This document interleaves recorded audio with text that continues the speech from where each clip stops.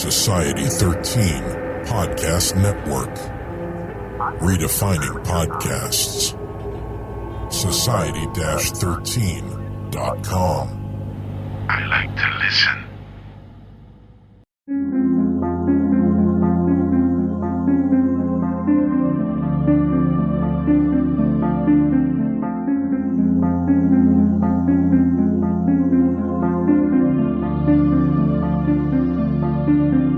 History tells the story of the world and of our lives.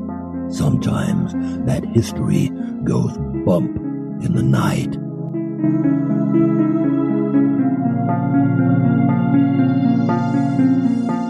Broadcasting from the center of oddity and the supernatural in Central Florida, it's the History Goes Bump podcast. Hello, you spooktacular people. Welcome to the History Goes Bump New Year's Special 2017. I am your host, Diane. And this is Denise. Happy New Year, everybody. Yes, Happy New Year. We hope you're not too hungover and that you had a very good time last evening. Today's show is going to be a lot of fun. First of all, we're going to have a little bit of, I guess you could call it, Denise, business at the beginning. And then we'll have a little bit of fun because I told y'all I was going to see if I could find a haunted embassy, since we're going to be talking about our ambassador program. And guess what? I did. That is very, very cool. Just a warning, this is going to be a definite chit-chat kind of episode. So if you don't like chit-chat, you may not want to listen, or you fast forward for a while until you get to us talking about the haunted Indonesian Embassy. All right, first up, we wanted to talk about a few changes that we're going to be making in the new year when it comes to the show and some of the other particulars that we get into. Yes, so don't anybody freak out. This is for the good. So it's not really a change since people don't like change. It's more like an upgrade. All right, Denise, we will call it an upgrade. First of all, we're trying to consolidate a little bit of our efforts on our end. And I've just been wasting a lot of time when it comes to the newsletter, Denise, because we really don't have a point to it. To tell the truth, we started the newsletter for one basic reason, and that was because we needed an easy way to get the show out to our parents. Because our parents aren't into the new age of how you download podcasts and such, I guess you could say. And they're not into the new age of like channeling crystals either. No, not that either. So we thought, well, this would be an easy way to have our parents get something that they could click on and listen to the show. And so I would sit here and I'd be working on it, trying to think of other things I could add to it. And it's a time sucker. And right now we need to consolidate things. So I was like, the newsletter is going to have to go. So there will be no more newsletters. So if you signed up for it, you won't be receiving that in your inbox anymore. And for some of you, we only had about 40% of the people actually opening it anyway. And then we only had like 10% clicking on anything. So it's no big deal, I would think, for most people. Now, one of our big changes is coming to the way we do the show. No, she's not getting rid of me yet. No, but you're part of the reason why we are making this change. Oh, great. Da, da, da. Denise works for the Polynesian Village Resort at Walt Disney World. Best resort in the world. As most of our listeners know. And her main job there had been working in the itinerary planning office, which is planning itineraries for people. Well, Disney decided that they wanted to take that office and have it in, I keep using the word consolidate tonight, or on this show. They decided they wanted to consolidate the itinerary planning offices across the entire resort and bring them all to one central location. And what this would have done is, if Denise had decided that she wanted to go do that and continue what she was doing, and then let's say she gets over there and goes, ooh, I hate being cramped in an office. I don't get to hang out with guests and do fun things, and wanted to come back to the Polynesian Village, she would have lost her seniority. And plus, just going over to that other office, it was more of an office, like a cubicle, and it would have taken me away from my beloved resort, which, I mean, I live for Disney's Polynesian Village Resort, so that would have made me very, very sad. Which left us in a bit of a conundrum, because while we get guaranteed days off together, the times that she works are all over the map, which makes it kind of difficult for us to record. especially with the way we do the shows. Now that we're bringing you guys 7 episodes a month, and you probably have forgotten that because, gosh, in October, I think we did 10 or 11. In November, we did, I think, 8 because we threw in the Thanksgiving special. In December, I think we did 8 or 9, maybe even 10 here in December too, with these back-to-back specials for New Year's.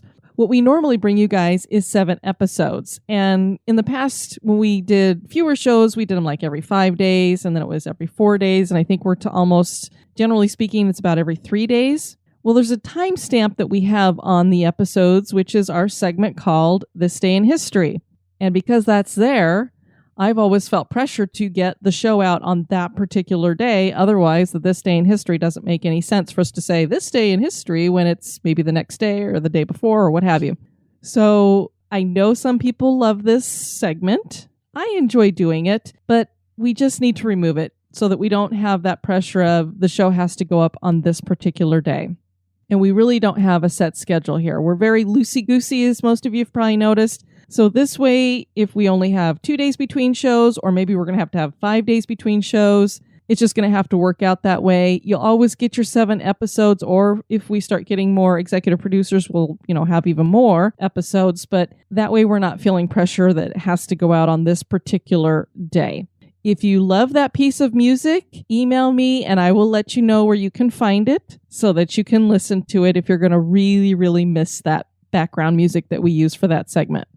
The Moment in Oddity is going nowhere. I love that segment. It's one of my favorite things that we do, and I just love finding that kind of stuff out there in the universe. So that's going nowhere. We're probably going to change up a little bit of the way that things go in the center of the show. And you guys have probably noticed that we already have been changing up things.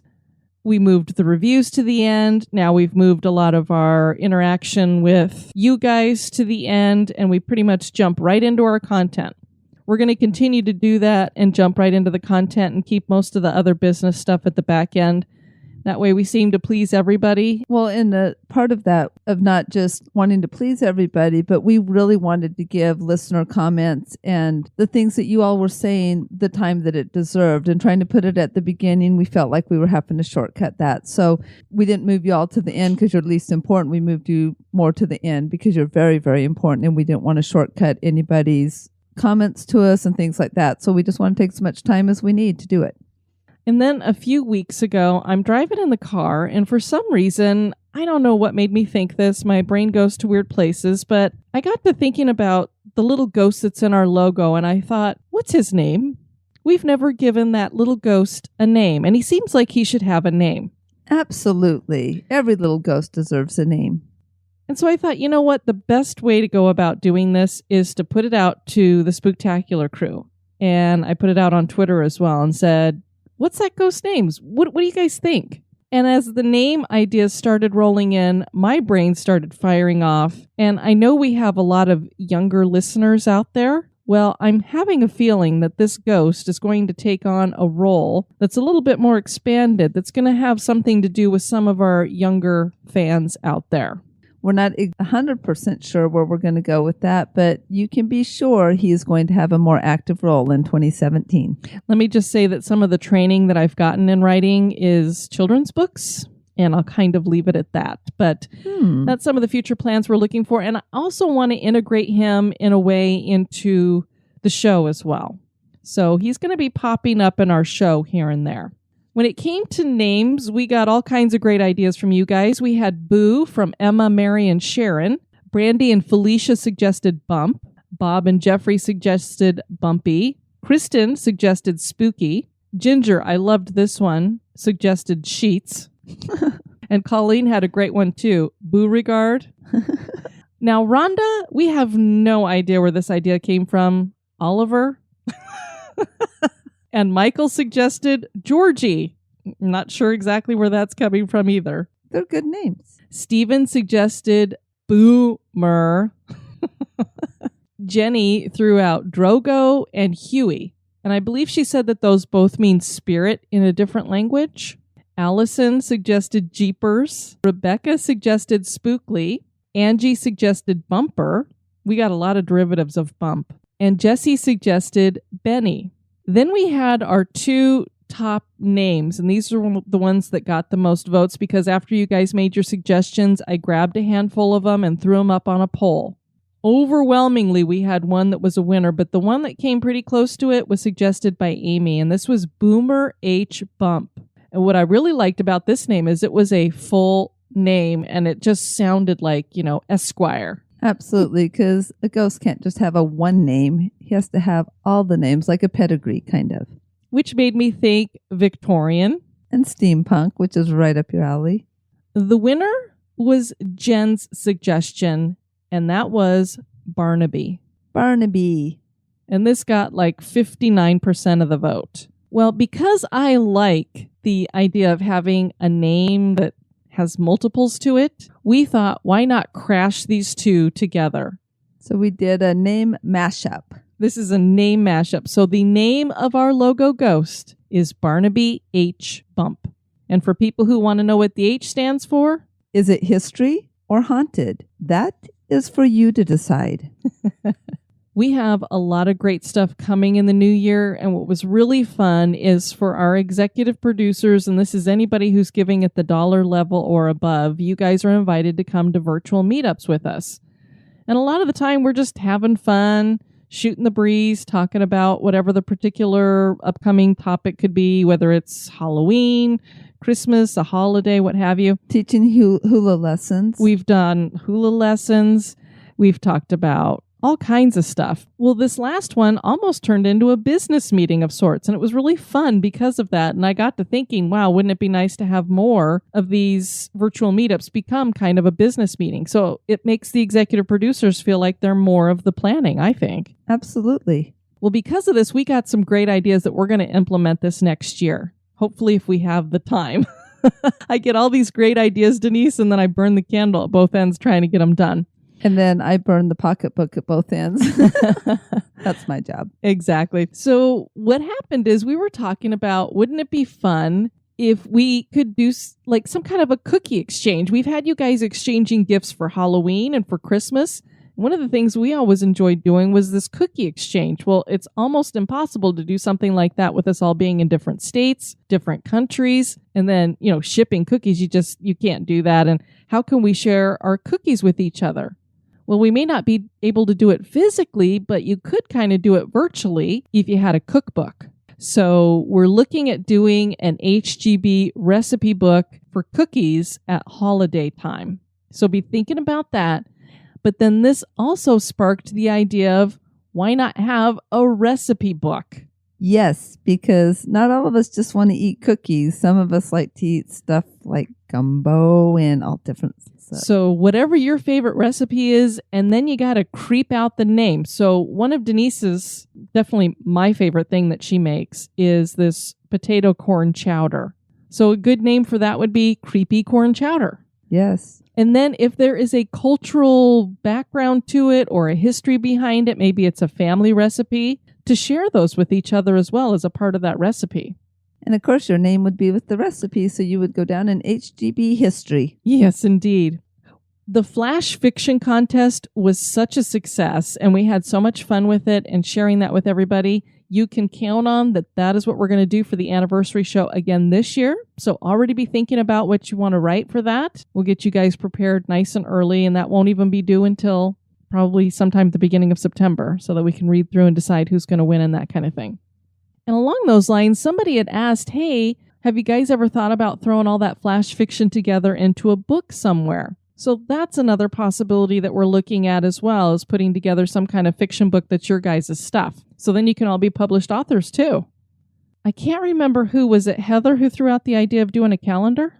I can't remember who it was because either. Everybody, they were just like brainstorming. It was so much fun. But we always take these group pictures when we do these meetups, and wouldn't it be fun to have a calendar and it featuring pictures from those meetups? So that's an idea that we're thinking about. Of course, that would probably be for next year. Yeah, for 2017. That's something we can be doing. 2018. Plus, we're going to have a lot of meetups coming up that Denise is going to share in just a minute.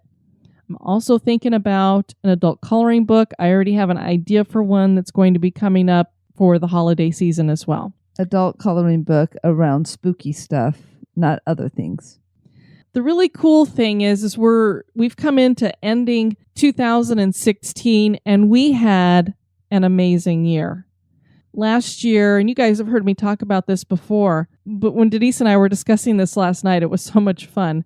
Right now, we're getting ready to sit down and write our goals. And I always tell people this is something you guys should all consider doing. Don't write resolutions. Write your goals for the end of the year. And think about things, and make it something that you really could accomplish. You don't write down, well, I want to win the lottery or something like that, but something that you really feel like you could accomplish that would stretch you a little bit, but is attainable. And something that you can take measures each day to get to that goal that you have. So I always make goals for the podcast. And for 2015, I had wanted us to have 100,000 downloads. And as you all know, we doubled that. And we had 200,000 downloads by the end of 2015. And I thought, well, gosh, if we could do that, I'm going to shoot for the stars and I'm going to write down 1 million total downloads by the end of 2016. Well, we did that and we did it by October. We're ending 2016 with over 1,200,000 downloads. Now, what is really fun about those numbers is when you take a step back and you look at it according to the goals that we've set. When we got to the end of 2015, we had 200,000 overall downloads, and that was like double what I'd wanted. So if we've gotten to the end of 2016 with 1,200,000 downloads, that means we had literally 1 million downloads for the year 2016. And I'd wanted that to be our total downloads. That would have counted from the time we started the show in October 2014 until now. So that to me, Denise, is just amazing. And it's you listeners sharing and listening to the show that got us there, which of course has me shooting for a really big number for the end of 2017. So that's just been a lot of fun. And I never in a million years would have thought that we were going to be averaging now over 100,000 downloads a month. It blows my mind. And it's a very good way to blow your mind, though. Indeed. So those are the plans that we have set that we're looking at doing. Of course, we're going to bring you more interviews. We have a lot of great shows coming, and I'm just really looking forward to an awesome year. Denise, why don't we talk about our plans when it comes to meetups before we get into talking about the ambassador program? Okay, so one of the things that was really fun last year, we had quite a few meetups and we met quite a few listeners. And so we thought it might be really fun to just go through the list of our History Goes Bump people that we got to see face to face and do ghost tours with them and such. So we just wanted to kind of run down the list of 2016, starting, I think we've done several things up in St. Augustine. That's fairly local to us, about 2 hours away. And with those lighthouse tours and St. Augustine tours this past year, we had Julie Brammer with us on, I think, all of the St. Augustine ones. Yeah, I don't think we've been to St. Augustine doing a ghost tour without Julie. Not in 2016, at least. And then we also had Dave and Ann Student meet up with us or go up with us. And so those are Diane's parents. And so those were in Florida here that we got to meet and do ghost tours with those people. Then we went to Colorado, and my parts from my side of the family, Kathy Moormeyer, Casey Moormeyer, and Ross Moormeyer, all did a haunted pub crawl with us. So that was a lot of fun to actually share our love of ghosts on an actual tour with family members there. But we also had a listener meet up with us, and that was Miranda. And so it was really fun to have Miranda Hoffer meet up with us to go on that tour and to get to know her. And it was freezing, and she still came out in the cold. Not only did she come out, but she came out bearing hot chocolate for all of us. I almost forgot one Florida person. Julie did bring her friend Eric to one of our meetups, so he got to come and meet up with some of us crazy History Goes Bumpers.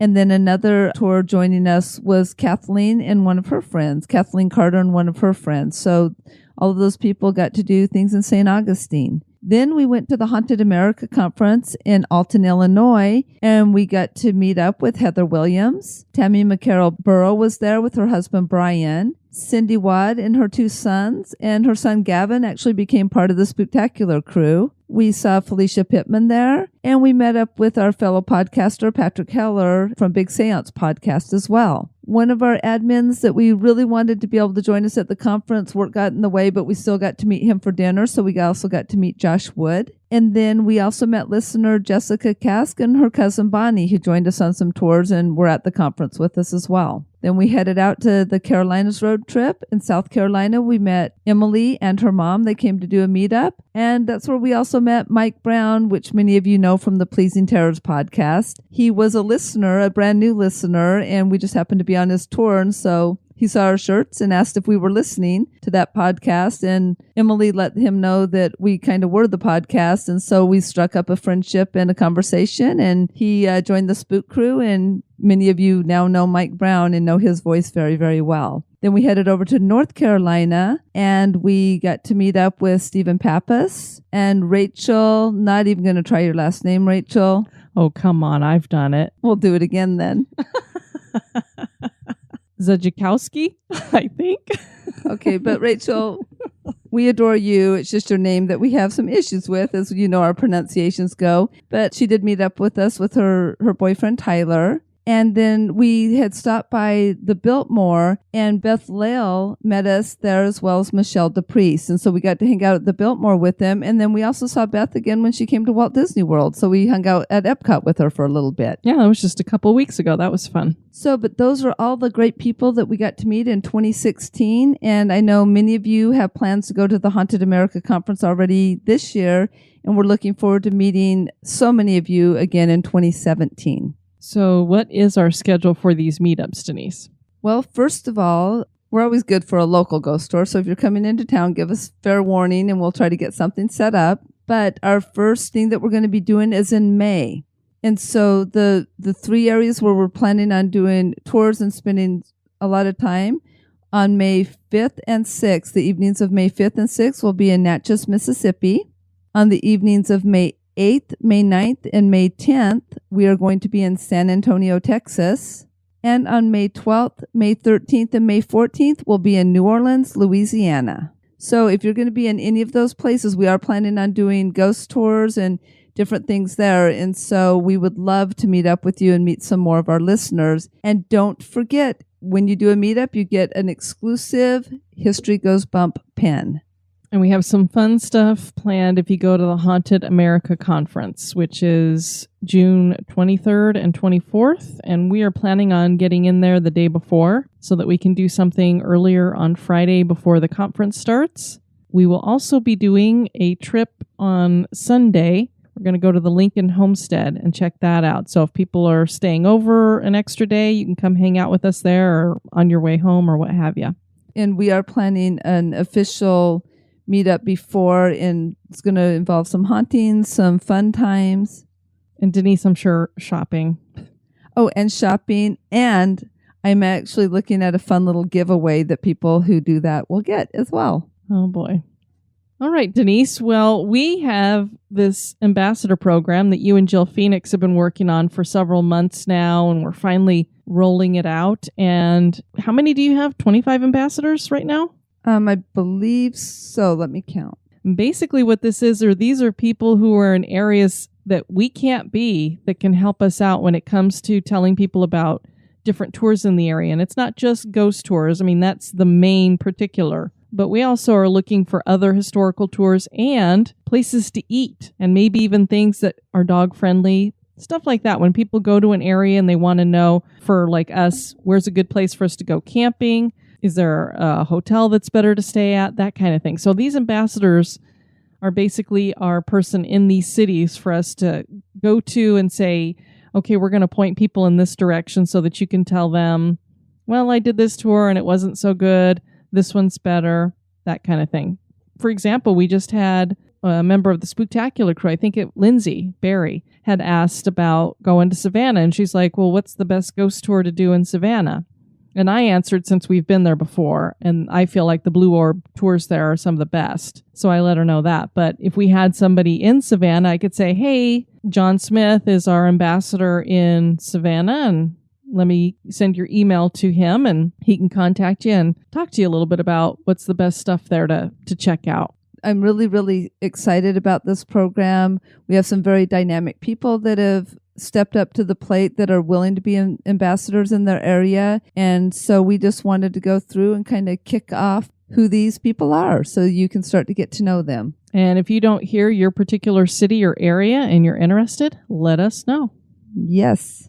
So first of all, of course, working with me was Jill Phoenix on this whole thing. It was kind of her brainstorm baby to begin with. And Jill Phoenix will be our ambassador for San Antonio, Texas. I need to have like a little applause soundtrack. Yay! Woo! Yes. And so she's already going to be called up for, remember I said they're going to be in charge of some of the meetups and things like that. So Jill, guess what? We're coming your way. Just announced it.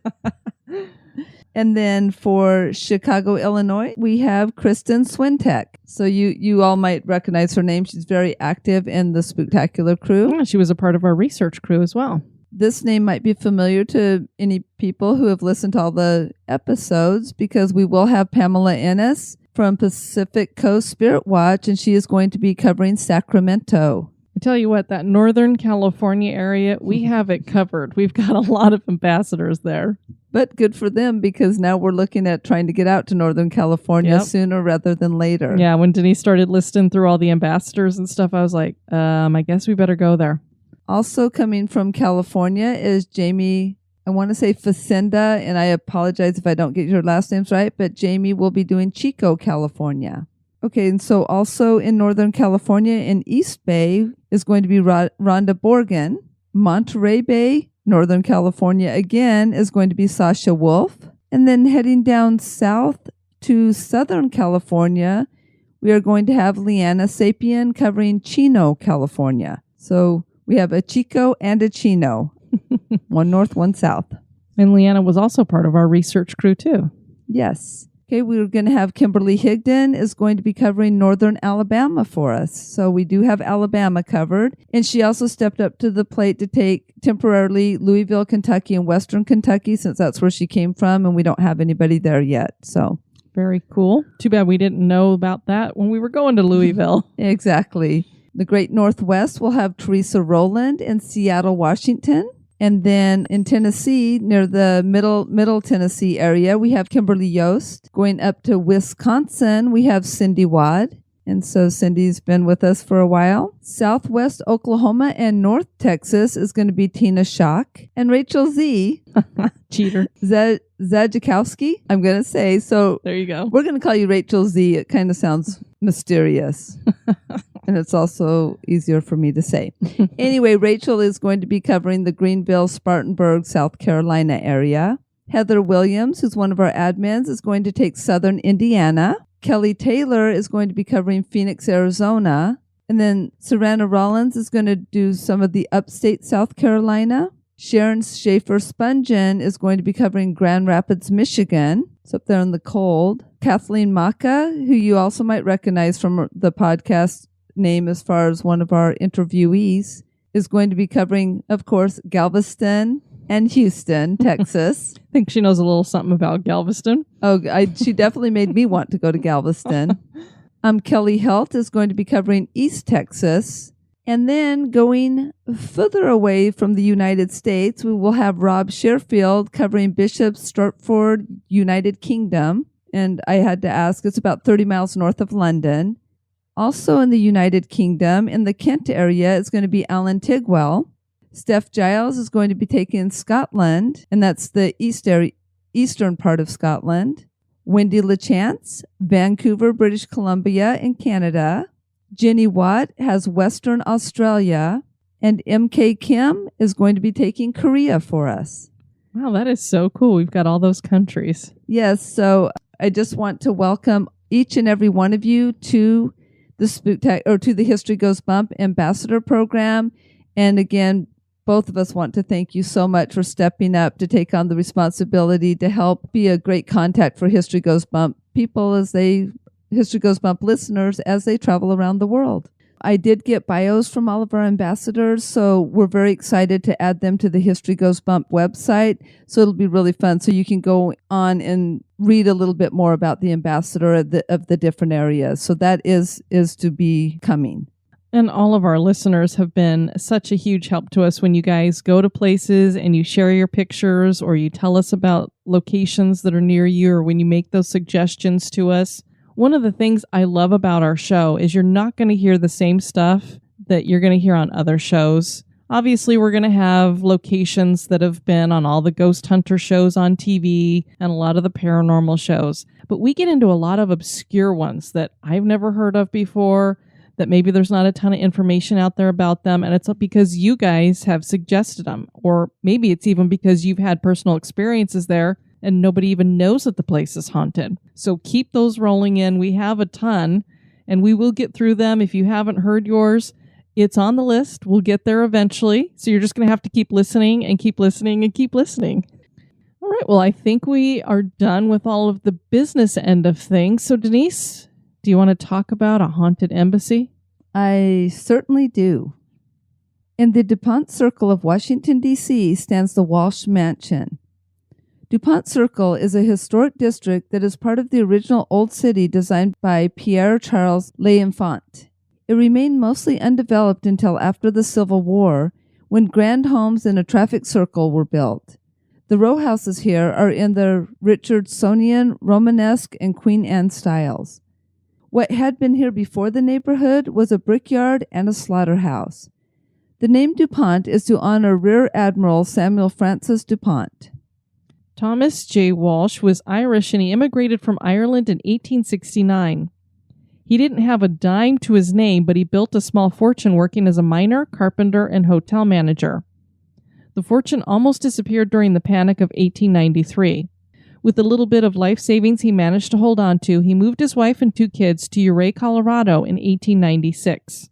And this is a cute village up in the Colorado mountains, Denise. Have you ever been there? I have not been there, but I've known some people who have and that were from there. And it's like, don't they consider it like the little Switzerland? Yes, this is the little Switzerland in America, and it's because the village of Ouray is surrounded by mountains all the way around, so it's almost like the Alps in Switzerland. Very cool. Yeah, so I've been there with my folks. I think I've been everywhere you possibly can be in Colorado, as a matter of fact, so it's very neat. He bought the Camp Bird mine fairly cheaply because it was thought to be dried up. He struck a massive gold and silver vein. He quickly became a multi-millionaire. He moved the family to Washington, D.C. because, hey, that is the place. If you want power and prestige, that's where you go, right? Power and politics. So he moves to Washington, D.C., and he began construction on a massive mansion on Massachusetts Avenue Northwest. Construction there took more than 2 years and finished in 1903 at a cost of $835,000. And at the time, this was the most expensive home in Washington, D.C. Wow. Henry Anderson was the architect, and he designed the staircase to resemble one found on an ocean liner. So if you imagine the scenes from Titanic, that's the kind of staircase that they had in the house. The house is influenced by, and this is French, and I'm going to butcher it, I know, École des Beaux-Arts in Paris. For those who don't know, like us, what that is, that was the most important center of architectural education in the Western world in the 19th century. The Walsh Mansion has 60 rooms, a grand staircase, a theater, a ballroom, elevator, and a French salon. The family filled it with $2 million in furnishings. Thomas put a gold bar in the archway over the door as a symbol of why he was able to build such a large house. And a fun fact here is that one New Year's Eve bash hosted at the mansion in the 1920s reportedly had guests polishing off 288 fifths of scotch, 480 quarts of champagne, 40 gallons of beer, 35 bottles of liquors, and 48 quarts of assorted cocktails. That is a heck of a party. Can you imagine? Can you guys imagine last night being at a party where you drank 480 quarts of champagne? Ooh, my God. People were probably rolling down the hill.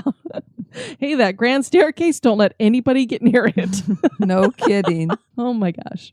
Thomas's daughter Evelyn married Edward Beale, Ned McLean. His family owned the Washington Post, and the couple moved into the mansion after Thomas passed away. The cursed Hope Diamond comes into the picture here in 1910. Ned bought the stone for his wife for $180,000.